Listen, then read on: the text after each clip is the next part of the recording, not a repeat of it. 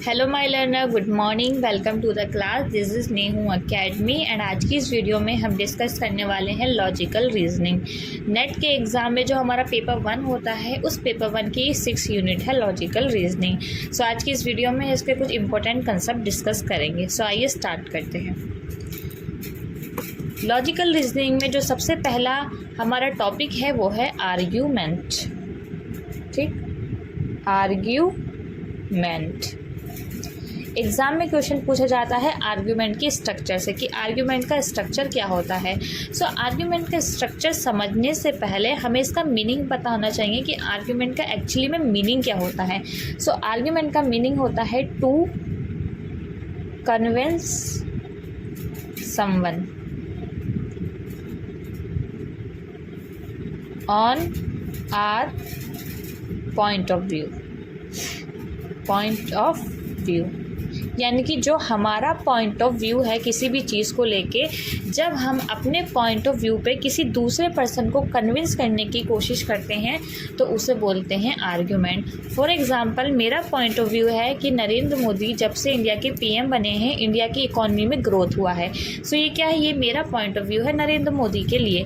जब मैं अपने इस पॉइंट ऑफ व्यू पे किसी दूसरे पर्सन को कन्विंस करने की कोशिश करूँगी तो उसे बोलते हैं आर्ग्यूमेंट। बेसिक मीनिंग यही होता है कि अपने पॉइंट ऑफ व्यू पे किसी दूसरे पर्सन को कन्विंस करना। सो अब हम पढ़ते हैं कि आर्ग्यूमेंट का स्ट्रक्चर क्या होता है, क्योंकि एग्जाम में आर्ग्यूमेंट के स्ट्रक्चर से क्वेश्चन आते हैं। सो आइए डिस्कस करते हैं। तो आर्ग्यूमेंट के स्ट्रक्चर में 3 चीज़ें आती हैं। पहला premise 1, second premise 2 and third conclusion. ठीक, इन तीनों से मिला के क्या बनता है, आर्ग्यूमेंट बनता है। एक आर्ग्यूमेंट तैयार होता है। सो ये कंक्लूजन क्या है, ये प्रमाइस क्या है। कंक्लूजन है हमारा पॉइंट ऑफ व्यू। ठीक है, हमारा पॉइंट ऑफ व्यू जिसको हम क्या करना चाहते हैं, प्रूफ करना चाहते हैं, जिस पे हम किसी दूसरे पर्सन को कन्विंस करने की कोशिश कर रहे हैं। अब इस कंक्लूजन को, इस पॉइंट ऑफ व्यू को प्रूफ करने के लिए हम कुछ प्रमाइस देते हैं, प्रमाइस 1 और प्रमाइस 2। अब ये प्रमाइस क्या है, प्रमाइस का मतलब होता है रीज़न, यानी कि अपने कंक्लूजन को प्रूफ करने के लिए जो हम रीज़न दे रहे हैं, जो हम एविडेंस दे रहे हैं, उसे बोलते हैं प्रमाइस। तो हमारा पॉइंट ऑफ व्यू क्या था, मेरा पॉइंट ऑफ व्यू था कि नरेंद्र मोदी जब से इंडिया के पीएम बने हैं वो तब से इंडिया की ग्रोथ बहुत ज़्यादा हुई है। ये मेरा कंक्लूजन था, मेरा पॉइंट ऑफ व्यू था। इस चीज़ पे मैं आपको क्या कर रही हूँ, कन्विंस करने की कोशिश कर रही हूँ, और आपको कन्विंस करने के लिए मैंने आपको कुछ एविडेंस दिए, कुछ रीज़न दिए, यानी कि नरेंद्र मोदी ने देश के लिए जो जो किया है मैं आपको वो बताऊँगी। तो जो कंक्लूजन होता है जिसको हम प्रूफ करना चाहते हैं, इस चीज़ को प्रूफ करने के लिए हम प्रमाइस देते हैं, यानी कि रीज़न देते हैं। तो जो रीज़न होते हैं वो कंक्लूजन के लिए बेस बनते हैं, और जो हमारा कंक्लूजन होता है वो इन रीज़न पे, इन प्रमाइस पे डिपेंड होता है, और इन तीनों से मिलके हमारा एक आर्ग्यूमेंट तैयार होता है। जैसे कि मैं इसका एक एग्जांपल आपको देती हूँ, प्रमाइस 1, प्रमाइस 2 और कंक्लूजन। फॉर एग्जांपल, मेरा कंक्लूजन क्या है, मेरा पॉइंट ऑफ व्यू क्या है, मैंने लिखा सीता इज़ ब्यूटीफुल। ये क्या है, ये मेरा पॉइंट ऑफ व्यू है सीता के बारे में, ये मेरा कंक्लूजन है। अब इसको मैं क्या करना चाह रही हूँ, प्रूफ करना चाह रही हूँ, आपको इस चीज़ पे मैं कन्विंस करने की कोशिश करना चाह रही हूँ। तो इसके लिए मैं क्या करूँगी, आपको कुछ रीज़न दूंगी, आपको कुछ एविडेंस दूंगी। आप मुझसे बोलोगे कि मैम आप किस बेस पे बोल रही हो कि सीता ब्यूटीफुल है, तो मैं आपसे बोलूँगी कि ऑल गर्ल्स आर ब्यूटीफुल, सारी की सारी गर्ल्स ब्यूटीफुल हैं। सेकंड प्रमाइस मैंने आपको दिया, सीता इज़ गर्ल, सीता क्या है, एक गर्ल है। सो मेरा कंक्लूजन क्या था कि सीता ब्यूटीफुल है, इस चीज़ को मुझे प्रूफ करना था। इस चीज़ को प्रूफ करने के लिए मैंने आपको ये दोनों रीज़न दे दिए कि जितनी भी गर्ल्स हैं सारी की सारी गर्ल्स ब्यूटीफुल हैं, और सीता एक गर्ल है, इसलिए सीता भी क्या है, ब्यूटीफुल है। तो ये मेरा कंक्लूजन प्रूव हो गया इन दोनों प्रमाइस की हेल्प से। तो इन तीनों को अगर हम क्या कर देंगे, जोड़ देंगे, तो हमारा क्या बन जाएगा, आर्ग्यूमेंट बन जाएगा। तो आर्ग्यूमेंट के स्ट्रक्चर में बेसिकली प्रमाइस 1, प्रमाइस 2 और कंक्लूजन आता है। इन तीनों को मिला के हमारा क्या बनता है, एक आर्ग्यूमेंट बनता है। आई होप आपको आर्ग्यूमेंट का स्ट्रक्चर समझ में आ गया होगा। सो अब जो ये प्रमाइस हैं, प्रमाइस यानी कि ये जो हमारे रीज़न हैं, हमारे एविडेंस हैं जो अपने कंक्लूज़न को प्रूव करने के लिए हम दे रहे हैं, इस प्रमाइस के अदर नेम भी होते हैं। एग्ज़ाम में कुछ भी लिख के आ जाएगा, आपको पता होना चाहिए प्रमाइस की बात हो रही है। सो प्रमाइस को हम प्रपोजिशन भी बोलते हैं, स्टेटमेंट भी बोलते हैं, एविडेंस भी बोलते हैं, सपोर्ट भी बोलते हैं, रीज़न भी बोलते हैं, असर्शन भी बोलते हैं। ये सारे किसके नाम है? ये सारे हमारी प्रमाइस के नाम हैं। यानी कि जो भी रीज़न, जो भी एविडेंस हम अपने कंक्लूजन को प्रूफ करने के लिए दे रहे हैं, उसको प्रमाइस भी बोला जाता है, प्रपोजिशन भी बोला जाता है, स्टेटमेंट भी बोला जाता है, एविडेंस भी बोला जाता है, सपोर्ट भी बोला जाता है, रीज़न भी बोला जाता है एंड असर्शन भी बोला जाता है। सो ये सारे नेम किसके होते हैं? ये सारे नेम होते हैं प्रमाइस के। अब आता है कंक्लूज़न। कंक्लूज़न को हम क्लेम भी बोलते हैं और इन्फरेंस भी बोलते हैं। ये दोनों नाम है कंक्लूज़न के। कंक्लूज़न को क्लेम भी बोला जाता है, यानी कि कंक्लूज़न मतलब जो भी हम प्रूफ करना चाह रहे हैं, जो भी हम दावा कर रहे हैं, ठीक है। अब इन दोनों को हम क्या कर देंगे? जोड़ देंगे, तो हमारा क्या बन जाएगा? आर्ग्यूमेंट बन जाएगा। सो बेसिकली आर्ग्यूमेंट के स्ट्रक्चर में 3 चीज़ें आती हैं, प्रमाइस 1, प्रमाइस 2 और कंक्लूज़न। कंक्लूज़न वो होता है जिसे हम प्रूफ करना चाहते हैं, जिस पर हम अदर पर्सन को कन्विंस करने की कोशिश कर रहे हैं, और इस कंक्लूज़न को प्रूफ करने के लिए हम कुछ रीज़न देते हैं, कुछ एविडेंस देते हैं, जिसे हम बोलते हैं प्रमाइस। तो प्रमाइस 1, प्रमाइस 2 और कंक्लूज़न, इन तीनों को मिलकर क्या बनता है? एक आर्ग्यूमेंट तैयार होता है। प्रमाइस के डिफरेंट नेम है, preposition, statement, evidence, support, reason and assertion. And conclusion को हम क्लेम भी बोलते हैं एंड इन्फ्रेंस भी बोलते हैं।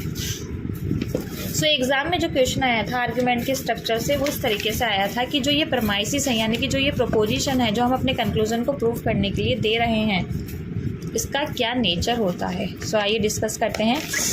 जो ये प्रमाइस हैं, ठीक है, इसका नेचर पूछा गया था एग्ज़ाम में कि प्रमाइस का नेचर क्या होता है। सो इनका जो नेचर होता है प्रमाइस का, वो होता है या तो ट्रू या तो फॉल्स। यानी कि अपने कंक्लूज़न को प्रूफ करने के लिए जो भी हम रीज़न दे रहे हैं, जो भी हम एविडेंस दे रहे हैं, वो या तो ट्रू होंगे या तो फॉल्स होंगे, ठीक है। लेकिन अज्यूम हमें ऑलवेज ट्रू करना है, अज्यूम ऑलवेज ट्रू। हालांकि जो भी हम ये स्टेटमेंट दे रहे हैं वो ट्रू भी हो सकती हैं और फॉल्स भी हो सकती हैं, बट हमें अज्यूम कर क्या करना है? अज्यूम करना है कि हमारी जो प्रमाइस हैं वो ऑलवेज ट्रू है। जैसे कि मैं इसका एग्जांपल लेती हूँ। मैंने बोला ऑल बॉयज़ आर इंटेलिजेंट, सारे के सारे बॉयज़ इंटेलिजेंट हैं। प्रमाइस 2 मैंने बोला राम इज़ बॉय, राम क्या है? एक बॉय है। इसके बेस पे मैंने कंक्लूज़न निकाल दिया, राम इज़ इंटेलिजेंट। राम क्या है? इंटेलिजेंट है, ठीक। तो यहाँ पे क्या हुआ? ये क्या है? दोनों मेरी प्रमाइसिस हैं, प्रमाइस 1 एंड प्रमाइस 2, और ये मेरा कंक्लूज़न है। कंक्लूज़न क्या था? कि राम इंटेलिजेंट है, ये मैं प्रूफ करना चाह रही थी। इस चीज़ को प्रूफ करने के लिए मैंने ये 2 प्रमाइस दे दी, ऑल बॉयज़ आर इंटेलिजेंट, सारे के सारे बॉयज़ इंटेलिजेंट हैं, और राम एक बॉय है, इसलिए राम भी इंटेलिजेंट है, ठीक है। तो यहाँ पे ये जो बात लिखी हुई है ऑल बॉयज़ आर इंटेलिजेंट, ये क्या सही लिखी हुई है? क्या सारे बॉयज़ इंटेलिजेंट होते हैं? ये बात लिखी हुई है फॉल्स। राम इज़ बॉय, ये बात ट्रू है। तो मैं यही बात बोल रही थी कि जो प्रमाइसिस होती हैं वो ट्रू भी होती हैं और फॉल्स भी होती हैं, बट हम जब क्वेश्चन सॉल्व करते हैं आर्ग्यूमेंट का, तो हमें इन्हें अज्यूम करना है कि ये ऑलवेज ट्रू है। ये है तो फॉल्स, लेकिन हम इसे ट्रू कंसिडर करेंगे, ठीक है। एंड जब हम इन प्रमाइस 1 एंड प्रमाइस 2 में क्या कर देंगे? ऐड कर देंगे कंक्लूज़न, तो हमारा क्या बन जाएगा? आर्ग्यूमेंट बन जाएगा। सो एग्ज़ाम में क्वेश्चन पूछा गया था कि जो ये आर्ग्यूमेंट है इसका क्या नेचर है, ठीक है। आर्ग्यूमेंट का नेचर भी पूछा गया था। सो आर्ग्यूमेंट का नेचर 2 तरीके का होता है। आर्ग्यूमेंट या तो वैलिड होता है या फिर इनवैलिड होता है। हमारा 2 तरीके का आर्ग्यूमेंट होता है, या तो वैलिड या फिर इनवैलिड। अब हमें कैसे पता चलेगा कि एक आर्ग्यूमेंट वैलिड है या एक आर्ग्यूमेंट इनवैलिड है? इसके लिए हम बनाते हैं वेन डायग्राम। जैसे कि मैंने लिखा प्रमाइस 1, मैंने लिखा all girls are beautiful, premise 2 मैंने लिखा सीता इज़ गर्ल, और इसके बेस मैंने कंक्लूजन निकाल दिया सीता इज़ ब्यूटीफुल। ठीक, अब मैं क्या करूँ, ये मेरा एक आर्ग्यूमेंट तैयार हो गया, प्रीमाइस 1, प्रीमाइस 2 और कंक्लूजन, इन तीनों को मिला के क्या बनता है, एक आर्ग्यूमेंट बनता है। अब मुझे चेक करना है कि ये आर्ग्यूमेंट वैलिड है या इनवैलिड है। तो मैं कैसे चेक करूँगी, ऑल गर्ल्स आर ब्यूटीफुल, ये सारे के सारे गर्ल्स क्या हैं, सारे के सारे गर्ल्स ब्यूटीफुल हैं, ये मैंने बना दिया वेन डायग्राम। फिर क्या लिखा है, सीता इज़ गर्ल, सीता एक गर्ल है, तो सीता किसके अंदर आ जाएगी, गर्ल के अंदर आ जाएगी, मैंने गर्ल के अंदर सीता बना दी। अब कंक्लूजन चेक करना है, सीता इज़ ब्यूटीफुल, क्या सीता ब्यूटीफुल है, देखो ब्यूटीफुल का सर्कल ये है बड़ा वाला, ठीक है। इस ब्यूटीफुल के अंदर गर्ल्स भी आ रही हैं और इस ब्यूटीफुल के अंदर सीता भी आ रही है, यानी कि सारी की सारी सीता ब्यूटीफुल के अंदर आ रही हैं। सीता वाला सर्कल जो है वो ब्यूटीफुल के अंदर है, इसलिए ये वैलिड है, क्योंकि ये कंक्लूजन हमारे डायग्राम को फॉलो कर रहा है। अब मैं दूसरा डायग्राम बनाती हूँ, मैंने लिखा all boys are smart, premise 2 मैंने लिखा राम इज़ स्मार्ट, और इसके बेस में मैंने कंक्लूजन निकाल दिया राम इज़ बॉय। ठीक है, अब मैं इसका डायग्राम बनाती हूँ, ऑल बॉयज़ आर स्मार्ट, ये जितने भी बॉयज़ हैं सारे के सारे बॉयज़ स्मार्ट हैं। राम इज़ स्मार्ट, अब राम किसके अंदर आएगा, स्मार्ट के अंदर, ठीक है। राम, इसके बेस पे हम कंक्लूजन चेक करेंगे, राम इज़ बॉय। अब क्या राम बॉय है, देखो बॉय कितना है, बॉय का सर्कल ये है इतना, ये सिर्फ बॉय का पार्ट इतना है और राम ये है, ठीक है। तो राम बॉय के अंदर तो जा ही नहीं रहा है, राम का सर्कल अलग है, बॉयज़ का सर्कल अलग है, लेकिन कंक्लूजन कह रहा है कि राम बॉय है, तो ये बात गलत है, कंक्लूजन डायग्राम को फॉलो नहीं कर रहा, तो ये है इनवैलिड। ठीक, तो इस तरीके से हम चेक करते हैं कि आर्ग्यूमेंट वैलिड है या फिर इनवैलिड है। वेन डायग्राम में हमारा अगर कंक्लूजन हमारे डायग्राम को फॉलो कर रहा है तो वो हो जाएगा वैलिड, और कंक्लूजन अगर हमारे डायग्राम को फॉलो नहीं कर रहा है तो वो डायग्राम हो जाएगा हमारा इनवैलिड। सो आर्ग्यूमेंट वैलिड होता है या इनवैलिड होता है, और जो प्रमाइसिस होती हैं वो या तो ट्रू होंगी या फिर फॉल्स होती हैं। सो आज की क्लास में हम इतना ही करते हैं, एक बार मैं आपको रिवाइज करा देती हूँ जो हमने आज पढ़ा है। सबसे पहले हमने पढ़ा था कि आर्ग्यूमेंट का मीनिंग क्या होता है। आर्ग्यूमेंट का मीनिंग होता है to convince someone on our point of view. जब हम अपने पॉइंट ऑफ व्यू पे किसी दूसरे पर्सन को कन्विंस करने की कोशिश करते हैं तो उसे बोलते हैं आर्ग्यूमेंट। अब आर्ग्यूमेंट का स्ट्रक्चर क्या होता है, आर्ग्यूमेंट के स्ट्रक्चर में 3 चीज़ें आती हैं, प्रमाइस 1, प्रमाइस 2 और कंक्लूजन। कंक्लूजन होता है हमारा निष्कर्ष, हमारा पॉइंट ऑफ व्यू, जिस पे हम दूसरे पर्सन को कन्विंस करने की कोशिश करते हैं, जिसको हम प्रूफ करने की कोशिश करते हैं। और इस चीज़ को, अपने कंक्लूजन को ट्रू प्रूफ करने के लिए हम कुछ रीज़न देते हैं, कुछ एविडेंस देते हैं, जिसे बोलते हैं प्रमाइस 1 एंड प्रमाइस 2। जैसे कि ऑल गर्ल्स आर ब्यूटीफुल, मेरा कंक्लूजन क्या था, मेरा पॉइंट ऑफ व्यू था क्या, Sita is beautiful, Sita beautiful है। इस चीज़ को मुझे प्रूफ करना था, तो इस चीज़ को प्रूफ करने के लिए मैंने 2 प्रमाइस दे दी कि सारे की सारे गर्ल ब्यूटीफुल है और सीता एक गर्ल है। इस बेस पे मैंने बोला कि सीता क्या है, ब्यूटीफुल है। सो प्रमाइस 1, प्रमाइस 2 और कंक्लूजन, इन तीनों को मिला के बन जाएगा हमारा एक आर्ग्यूमेंट। जो प्रमाइस होती है उसके डिफरेंट डिफरेंट नेम होते हैं। प्रमाइस को प्रपोजिशन भी बोला जाता है, स्टेटमेंट भी बोला जाता है, एविडेंस भी बोला जाता है, सपोर्ट भी बोला जाता है, रीज़न भी बोला जाता है एंड असर्शन भी बोला जाता है। और जो कंक्लूजन है उसे क्लेम बोला जाता है और इन्फ्रेंस बोला जाता है। इन दोनों को हम ऐड कर देंगे तो हमारा आर्ग्यूमेंट तैयार हो जाएगा, एक आर्ग्यूमेंट हमारा बन जाएगा। अब एग्जाम में जो क्वेश्चन पूछा गया था वो ये पूछा गया था कि जो ये प्रमाइसिस हैं, यानी कि जो ये रीज़न है, इसका नेचर क्या होता है। तो जो प्रमाइसिस होती हैं वो या तो ट्रू होंगी या फिर फॉल्स होती हैं। अज्यूम हम क्या करते हैं कि जो हमारी प्रमाइस है वो ऑलवेज ट्रू हैं, ठीक। जैसे कि यहाँ पे लिखा था ऑल बॉयज़ आर इंटेलिजेंट। अब ये बात जो लिखी हुई है ये ट्रू नहीं है, क्योंकि सारे के सारे बॉयज़ इंटेलिजेंट नहीं होते हैं।